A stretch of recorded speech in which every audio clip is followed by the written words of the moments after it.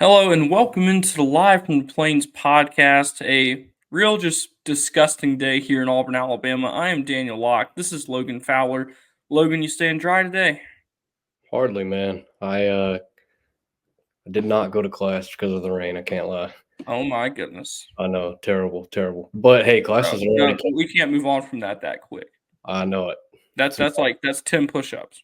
No, Yeah, I'm just kidding. I'll hit them. But classes are already canceled for tomorrow, so I'm gonna stay dry tomorrow. Hopefully, Oh, they're canceled all day tomorrow? up until 11 o'clock they are. I don't have Friday class, so I'm Oh, chilling. lucky you. I know. I'm just like that, I guess. Yeah. All right. Well, it is once again Thursday afternoon, evening on the plains, which means we're 2 days away from game day, 1 day away as this comes out. So immediately we'll go ahead and get into our SEC pick'em here as Auburn takes on Oklahoma this week. Um, Not really any changes in the standings after last week. I'm 46 and 48 now. Logan is 44 and 10. I've got a 2 game lead, but we have a game pick different this week, so there will be some movement here. And we'll just get right on into that. Kicking off the SEC slate on Saturday at 11 a.m. Central Time on ABC and ESPN Plus. The Kentucky Wildcats travel to Oxford, Mississippi, take on the red hot number 6 Ole Miss Rebels. I think Ole Miss is going to run away with this one. Yeah, I mean it's an interesting game. Um, Ole Miss is finally getting into some SEC play, a little uptick in competition, but ultimately, I still think that Ole Miss offense will have its way with Kentucky. Although Kentucky's strong suit does seem to be on the defensive side of the ball, I just think that Ole Miss has too much firepower. Agreed. So there are two SEC games at 2:30 p.m. Central Time this week. One is Auburn, but we're going to skip that for now. The second one is the Arkansas Razorbacks, who Auburn lost to last week, go on the road again to take on the number 24 Texas A&M Aggies. Again, this is 2:30 p.m. Central Time on ESPN. I'm rocking with A&M here. Yeah, I'm gonna go A&M. Wasn't very impressed with Arkansas a week ago. Uh, I think with this game being in College Station, with A&M getting a little bit of dynamite from Marcel Reed. He's a serviceable quarterback, so I think that I just think that with that game being in College Station, that's going to be A&M's game to lose. Agreed. Moving on to the one SEC game at 3:15 p.m. Central Time this week is the number 1 Texas Longhorns hosting the Mississippi State Bulldogs, who have just looked abysmal lately. I don't think Texas is going to struggle at all. Texas is still my favorite to win the SEC, and I don't think that this one's going to be much of a speed bump for them. No, yeah, Texas will win this game. Not much to be said here. Mississippi State's looked really rough. So we're going to go out of order here because I want to pick Alabama and Georgia last. So at 6:45 p.m. Central Time on the SEC Network, the number 14 LSU Tigers, coming off a big win over the UCLA Bruins at home, host the South Alabama Jaguars. LSU's had some struggles against Sunbelt teams, Logan. Yeah, and I mean South Alabama doesn't seem to have any trouble putting up points this year. No. So I'm actually if there's a if there's a mid-major over a Power 4 upset this week, I think this is the one. Yeah, I mean it's you could definitely see that happening. I'm not going to pick South Alabama to win the game. Oh, me neither. But I mean, LSU's defense has kind of taken a hit this week. Got some unfortunate news with Harold Perkins, their star linebacker. He's out for the season with an injury. Like I said, South Alabama's offense has been pretty good so far this year. Obviously, they haven't had a test like they'll see with LSU. Um, could be a good game, could be a good one, but I'm going to go with LSU here. I am too. So, other than Auburn, Oklahoma, the last SEC game of the week, 6:30 p.m. Central Time on ABC and ESPN Plus. This could be a game of the year candidate.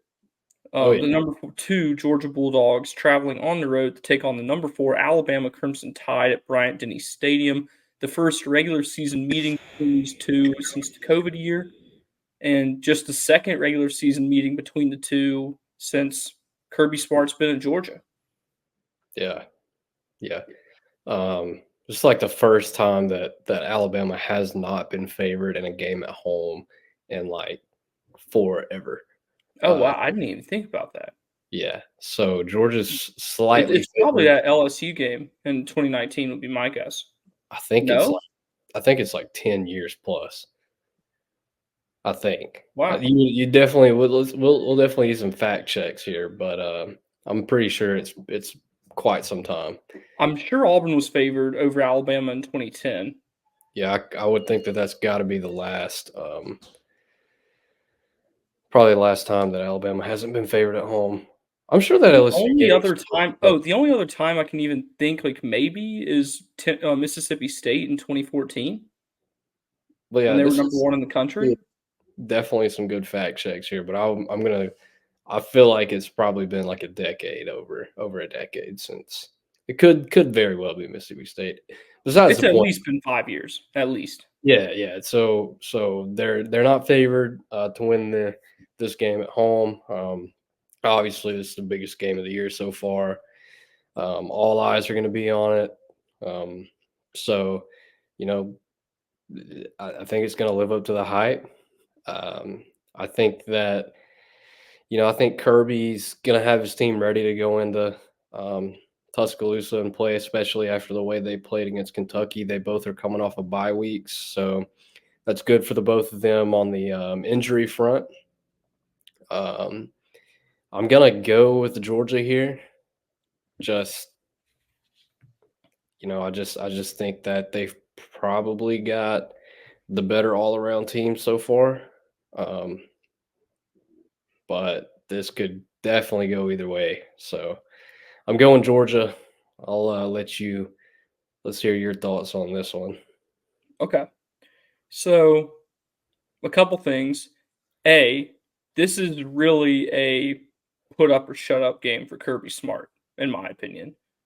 Um, because this, like, sure, Georgia's arguably the number one program overall in college football right now. You can for sure make that argument that they're the standard. But this is something that I don't think Georgia's really done since Kirby Smart got there, and that is beat a team on the road ranked in the top 5. Yeah.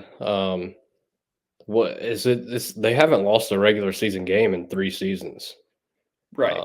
obviously, schedule hasn't been too tough for them while they were on the east side of the conference there, but obviously no more divisions in the SEC, so schedules are getting a little bit tougher for these SEC teams.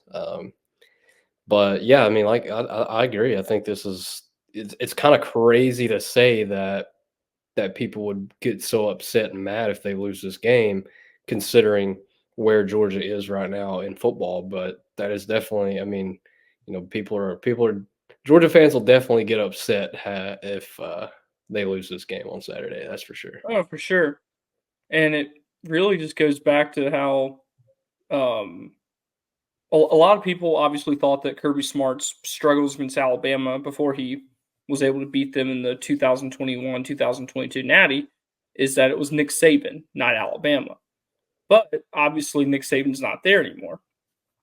So if Georgia loses this game, that I'm not going as far as say as Kirby Smart would be like on the hot seat or anything like that because that would just be a foolish thing to say.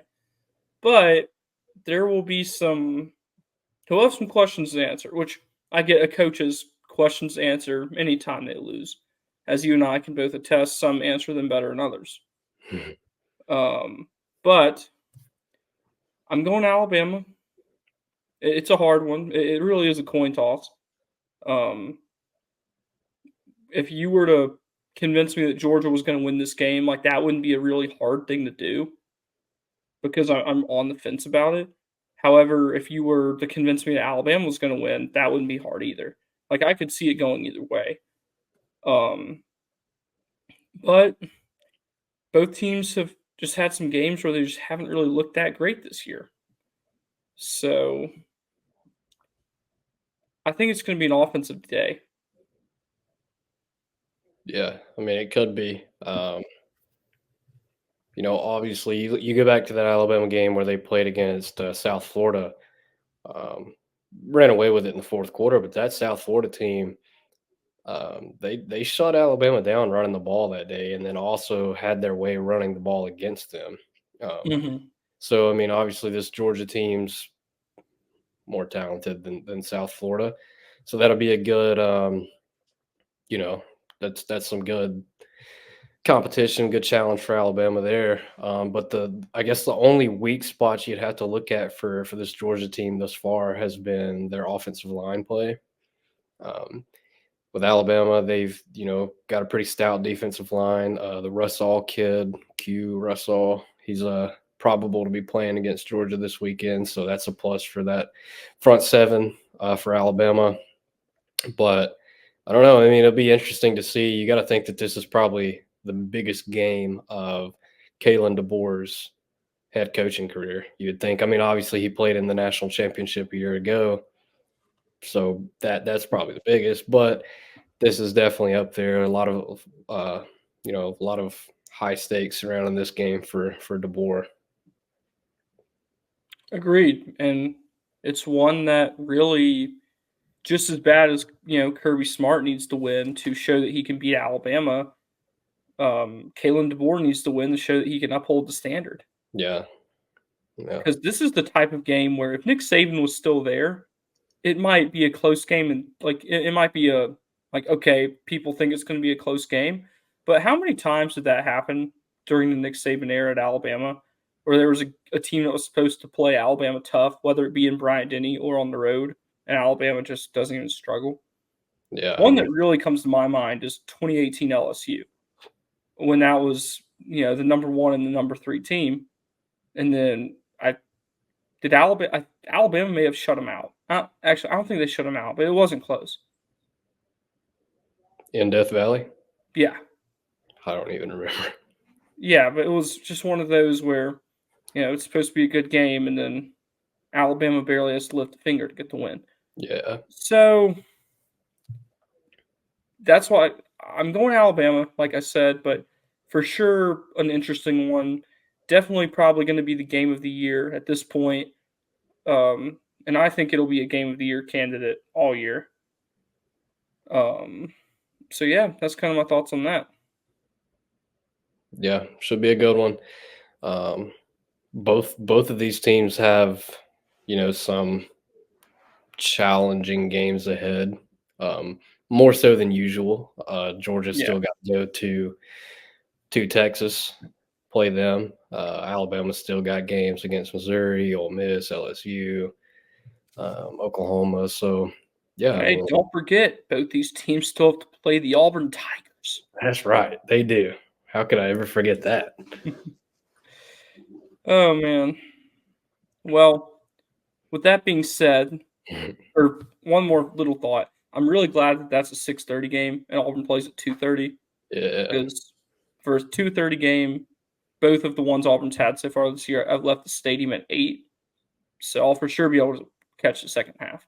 yeah, You work a little faster than I do, so yeah. Well, you get out of there quicker. we So know. you'll be able to see more of it than I will. Yeah, I'll have it pulled up in the box. I'll probably do that too. But then I'm not gonna get out there till 9, Yeah, so I probably shouldn't do that. All right. 2:30 p.m. Central Time, ABC, ESPN Plus, Jordan Hare Stadium, Auburn, Alabama. The Auburn Tigers, who are 2-2, host the 3-1, ranked 21 in the country, Oklahoma Sooners, and Oklahoma's first game as an SEC first road game as an SEC program. And despite Auburn falling flat 2 of the last 3 weeks, I think there's still a lot of excitement surrounding this game. yeah. Um, it's going to be a. I think this is Auburn's toughest challenge thus far. I don't think that's much of an argument.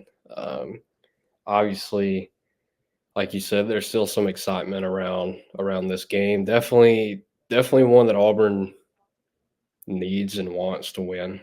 Obviously, they want to win every game, but this one is almost kind of feels like a must win. It really does because the reality of it is it's not getting any easier for Auburn going forward.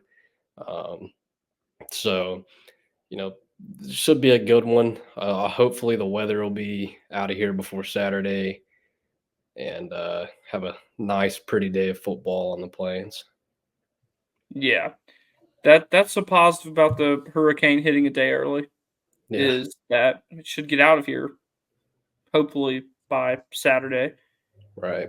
for the most part. We'll still have some of those outer bands, but I think that's a trade I'm willing to make. I'm willing to deal with the crappy weather yesterday, today, and tomorrow if we can have, you know, 75 degrees and sunny on Saturday. I'll Yeah, take that. I'll take that. I can't complain with that. I haven't looked at the updated forecast for Saturday yet, but hopefully we get something like what I just described. Mhm. Yeah, I mean, so with this game, obviously, Auburn's kind of heading in with some question marks at the quarterback position. Still, it's week 5. A lot of flipping and flopping going on there. A lot of just not very productive play coming out of that position. Obviously, Hank Brown got the start last week. Was pulled after the first half with the 3 interceptions, and Thorne came in and kind of provided Auburn with the only spark they saw. Um, he had a pretty decent game, I would say. But Free said, on Monday during his presser, it's going to be a battle this week. Um, so I would expect Peyton Thorne to get the nod here. Same. Obviously, it looked like in practice on Tuesday, very short amount of time that the media was out there, but it looks like he was kind of the guy. That's obviously a big question mark heading into the game. Um, and I think the biggest storyline right now for this Auburn team is the turnovers. I mean, it's been horrible. They've turned the ball over 14 times, dead last in the country. Um, you know, 10 of those coming in their 2 losses, 8 of those interceptions from the quarterback.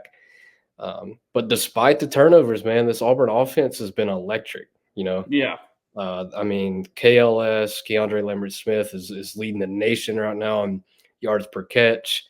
Auburn's had no trouble running the football when they opt to do that. Um, so I mean, man, they move the ball down the field, and they've got to find a way to clean up the turnovers if they want to have any chance. That's what's I guess you could say the most frustrating thing about watching this Auburn team is just how they shoot themselves in the foot. It seems like every drive, it's something they do to shoot themselves in the foot. Whenever they get the momentum, turn the ball over on or force a turnover on defense, it feels like they just give the ball right back. So those things have got to get cleaned up for Auburn in this game if they want a chance. And Hugh Freeze talked about Monday, how prolific this Oklahoma defense is. They come in with one of the top defenses in the nation. And unfortunately for this Auburn offense, Oklahoma has forced the most turnovers in the country with 12, tied with Not no, not not a great ideal, pair for Auburn to not be heading into. yeah. So they're tied with San Jose State with 12 turnovers forced so far this season. Hugh Freeze said on Monday that this defense has only allowed one run in 4 games, one run of 10 yards or more, and that came on a reverse. So I would expect a couple of more yards or a couple of more runs for more than 10 yards from this Auburn offense on Saturday. But yeah, I mean, it seems like the strength of this Oklahoma team is their defense. The weakness of this Auburn team is their offense. It's not a very good matchup for Auburn. So that's kind of a big storyline heading into this one. And then obviously defensively, you've got to find a way to get off the field on third down. I mean, that Yeah. was the big story last week. Um, 5 third downs of 10 yards or more. They just couldn't figure it out. This Oklahoma team does come into this game kind of struggling, like I've mentioned before, to find their offensive identity. They've you know turned away from Jackson Arnold, who started the season. They've kind of got quarterback problems of their own. Going with Michael Hawkins Jr. Is that his name? Yeah. So true freshman getting his first start or second start, I believe. No, he didn't start last week. First start on the road in the SEC, hostile environment that plays into Auburn's favor. Very athletic guy. So that's 3 straight weeks where Auburn's played a very mobile quarterback, and they're gonna need to find a little bit of a different strategy to keep these quarterbacks contained on third down. Yeah, they are because it's not even the fact that this team's been giving up a 3rd and 2 or even a 3rd and 3. It's, like, so frustrating to watch for anyone around the program. It's 3rd and 8 or 3rd and 9 or longer. Something that should be you can almost bet on the offense or the defense getting off the field, but that just hasn't been the case. So, this is the week you need to do that. Um, I really feel like if Auburn can pull this win off and improve to 3 and 2 and carry that momentum into Athens and then just not get run off the field in Athens, I don't really see a way Auburn wins that game, barring a God-sized miracle for them, or a Jordan Hare-sized miracle. Yeah, I guess is a better way of putting that. Um, even though it's a road game, but yeah, but if you can win this game, if you're Auburn, look respectable against Georgia, and then take one of the two against Kentucky or Missouri on the road, and be what's that 4 and 4, hmm and coming back instead of 2 and 6. yeah, That really, like, 4 and 4 is not great, no, but it's a hell of a lot better than 2 and 6. yeah. I mean, you come back from this road trip you're about to go on 2-6, and you've got some problems. Yeah, but if they can come back 4 and 4, then you've got Vandy, which is very winnable. Let's say win that. Then you've got ULM. Now you're 6 and 6. Now you're bowl eligible. Hey, no matter what happens against Texas A&M, which could be a winnable game at home, and Alabama, which is kind of like Georgia, just barring a really, really big miracle for Auburn, they're probably losing. Then you have a chance to have a winning record for the first time since 2020. Right. Yeah. So I really feel like the energy surrounding this team heading into this game, and that from what we heard at player interviews this week from guys like, Jaron Thompson, Keldrick Falk, Keandre Lambert Smith, Eugene Asante. Eugene Asante, they don't think it's over, which is good That's great. because all three of those four guys are, seniors or fifth year seniors. Then, like, yeah, because I know KLS and Jaron Thompson are fifth year players. I know Keldrick Falk's only a sophomore. I'm not exactly sure how old Eugene Asante is, It's his but third. he's a veteran. Yeah, third year at Auburn, and he spent 2 at North Carolina, I So this think. is his fifth year. Yeah. Okay. It's one thing that's encouraging is hearing those guys talk about just preaching to the younger guys that it's not over, that there's still stuff to play for. Is 7 wins on the table? I don't know. At that point, you're gonna have to take. You're either gonna have to take that Texas A&M game, or you're gonna have to play Missouri and Kentucky, like, both really tough on the road, and pick up both of those. Which Missouri's not bulletproof. Vanderbilt took him to the last play, so you never know. But yeah. However, none of this happens, I don't think, if Auburn can't pick up this win this weekend. If Yeah. Auburn loses to Oklahoma, I just don't. At that point, I really don't see 6 wins on the table anymore. Yeah, I agree. I mean, it's huge for the momentum. Like you said, seems like the vibes around, inside the walls of the football facility are these issues are self-inflicted. They're so close to, winning, um, winning these games. These games, they feel like you even hear Hugh Freeze talk about Arkansas and Tiger Talk, which it's I don't know why he said this, but uh, he thought if he played Arkansas 9 more times, that they win 9 more times. So the vibes around the team and then inside the facility, they're high. They think they can get it done. So a win this Saturday would be huge for the momentum, for the morale, and to keep the morale up. So yeah, I mean, I think that this is pretty crucial for Auburn season right here. Yeah. So with that, let's go ahead and kind of get into some predictions because we're about to switch gears here and talk about something that's got a lot of people on the plains pretty excited in this Auburn basketball team. Mhm. So, what's your prediction for Auburn, Oklahoma? And then give me a score prediction. Yeah, I think Oklahoma's going to win the game. I think that their defense is probably a little too much for Auburn. Um, I'm gonna like I said. I mean, you got to see the turnovers being fixed this week. Auburn's obviously got questions on the offensive side of the ball. Got to show a little bit of a defense improvement. So I just think that Oklahoma's a little bit more sound right now. So I'm going to go Oklahoma 38. Um, no, let's go Oklahoma 28, Auburn 13. That's where I'm going. Yeah. So I also think that Oklahoma gets it done, but I think that Auburn's going to keep it close. I think it's going to be a one-score game and really come down to the end. And I think that the real matchup is going to be um, lost train of thought. It's going to be Auburn's defense and Oklahoma's offense. Did I say that right? No. You know what I mean. The two that are good. Auburn's defense, I think it's going to be a low scoring game because both teams are good defensively and both teams are struggling on offense. So, which is crazy to say that if you had told me in like 2016, 2017 that Hugh Freeze was going to be playing Oklahoma and it was expected to be a defensive game, I Right. would have thought you were out of your mind. Yeah. But that's where we're at. So, I think I'm going 20 to 14 Oklahoma.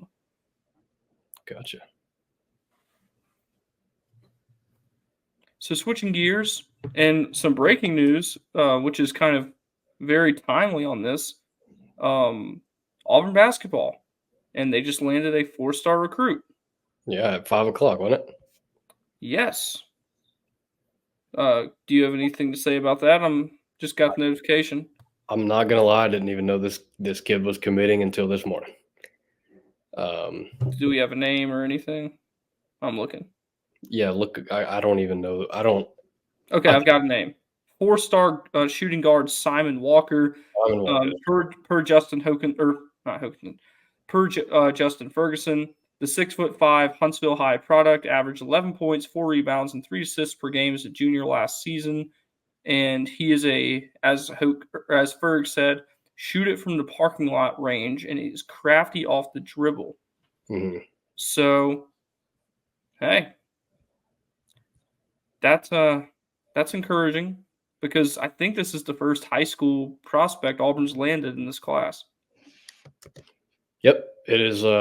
They've had some guys coming in and out on visits, um, so far, but yeah, this picked up this commitment. He, like you just said, he's a crafty 3-point shooter, nice offensive player, pretty smooth.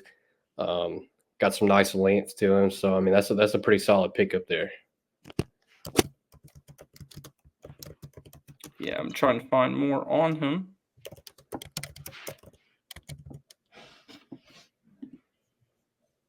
Yeah. So Auburn's another stud guard coming in. Bruce Pearl's landed a bunch of those lately. Some Yeah, with varying levels of success. Some play 1 year for him and then transfer to Alabama. yeah, uh, So yeah, yeah. I I'm, mean, I'm interested so to see how that goes. right, yeah. So I mean, obviously, Bruce has done a very nice job recruiting, especially within the last few years at Auburn's got some really nice guards, had some really nice post players throughout his time here at Auburn. So big pickup. He's still in it for a lot of guys in the 25 and 26 class. Had two visitors here last weekend, a 5-star center and a 4-star kind of combo wing type of player. I'm not even going to try to remember their names because I don't remember them. Cecil Green might be the center, but I could be completely wrong about that. So, yeah, I got some guys visiting this weekend too. So he's definitely in it on the recruiting trail. And like you said, I mean, so we've got a little bit of basketball content coming out now. We started first day of practice yesterday. Auburn had its pro day yesterday. Got to talk with Bruce a little bit pre-practice. Had a lot of got a lot of good things to say. He said that out of all of his years coaching, this right here is the least he knows about his team in the month of September. That's obviously to come with the roster turnover that the transfer portal provides in the NIL world. So, but very talented team. Looks a little different to me. Very lengthy. Got some athletic guards. Got some really nice 3-point shooters out in the 2 and 3 spots. Obviously, they went out and picked up J.P. Pegues to run the point. Tahad Pettiford's in. Denver Jones was getting some action at both the 1 and 2 spots. Miles Kelly comes over from Georgia Tech. You return Chad Baker-Mazara. Ja'Kai Howard's an electric true freshman. And then obviously you return, All-American big man Janai Broom and Dylan Cardwell. Yeah.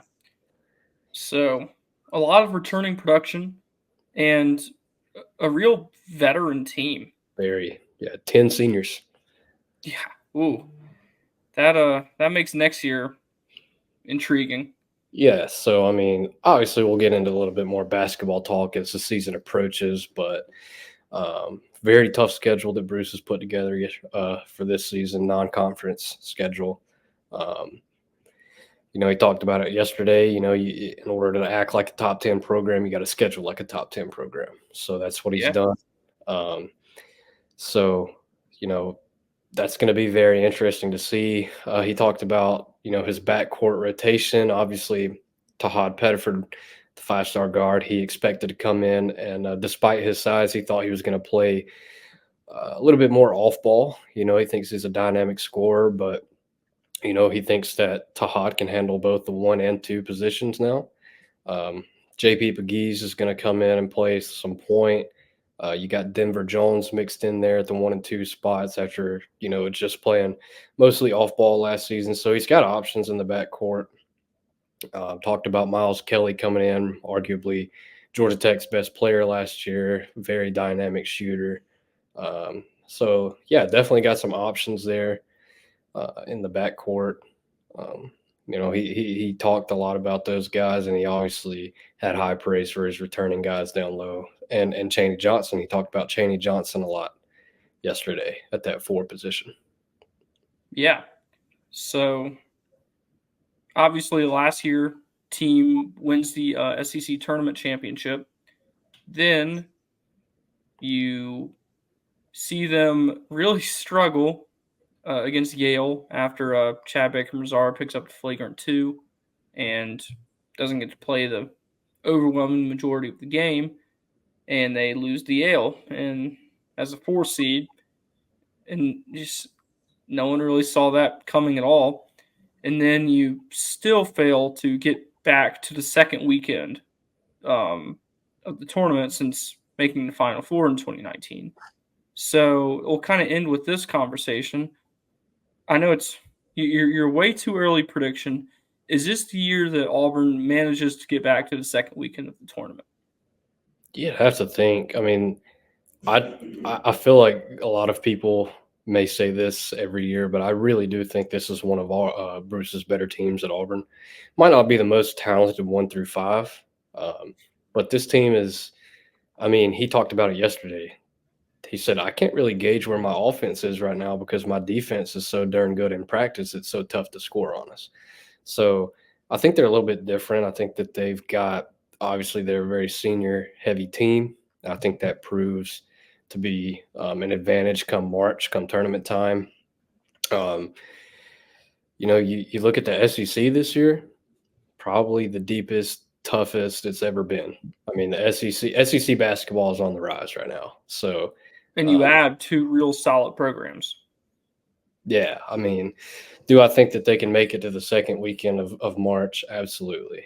Um, I guess that's the one complaint you could have if you're an Auburn basketball fan with, um, you know, this Bruce the past couple years is, very, very, very productive in the regular season, and then they just kind of fall off in the postseason. Obviously, way too early to tell what's going to happen, but just strictly seeing what I've seen so far, I do think that this basketball team can make it, on into maybe even the Sweet 16 uh, this postseason. Yeah, I could see that happening too. If I had to predict it right now, I think I would predict Auburn to be a Sweet 16 team, but that's where I think their road would come to an end. Um, but last year they got the monkey off their back of winning an SEC tournament game because just like not having gotten to the second weekend of the NCAA tournament since the Final Four, they also hadn't won an SEC game since the Final Four. Since it got canceled in 2020, they didn't participate in 2021, and they were one and done in 2022 and in 2023. But they pick up 3 wins in or was it 4? I think they won 4 games. Yeah, to get the championship. So yeah, I'm really intrigued to see this team take the floor against FAU in 36 days for Yeah. that exhibition, and then open the season officially against Vermont a week later. Yeah, I mean, even FAU is an exhibition game. I mean, Bruce is really putting together a tough schedule. Yeah, because it's like the past 2 years they've played UAH and AUM as those exhibition games. So, but yeah, so that's a significant step up in competition. Yeah. FAU's And coming off of is it Elite Eight or a Final Four run? hmm, They made it deep in the tournament last year. yeah, the Final Four run was in 2023. 23, that's right. You're right. But they were good again last year. So yeah, You're like right. that is a solid team. Hmm. It's a solid program, Yeah. and I'm excited for that matchup. So yeah, I think that's about going to wrap it up here today, unless you've got anything else. No, I'm all good, man. We pretty much hammered everything. Yep. You can find my written work on Auburn Tigers on SI.com. I did some cool partnership stuff with Oklahoma Sooners on SI.com this week. I went on a podcast, and then I helped with their travel recommendation story for Oklahoma fans visiting Auburn for the first time. Um, Gave some golf course recommendations, all 2 of them that are in Auburn. Some food recommendations. Shouted out Ross House Coffee, which is, I said it there, I'll say it here, one of my favorite spots in Auburn. Salsaritas, love that place as well. Logan does too. We went there for lunch on Monday. We need to see if they'll sponsor us. Yeah. Big Salsaritas podcast here. You can follow me on Twitter at Daniel J. Locke, or if you want to follow me on Instagram at the Daniel Locke and see my very picturesque life. Awesome. Yep. You can find my written work with 1819 News, also with the Auburn Plainsman. You can give me a follow on X or Twitter at Logan F. Fowler. Well, that's going to do it for us here today. We will speak with you Sunday night, Monday morning, depending on when we record our reactions to the Oklahoma podcast. Hopefully, fingers crossed, the reaction show on the field will be back this week. Just hasn't really worked out the last couple weeks for circumstances beyond Logan and I's control, but we will do our very best to get that out for you this week. But between now and the next time, we will speak with you again soon.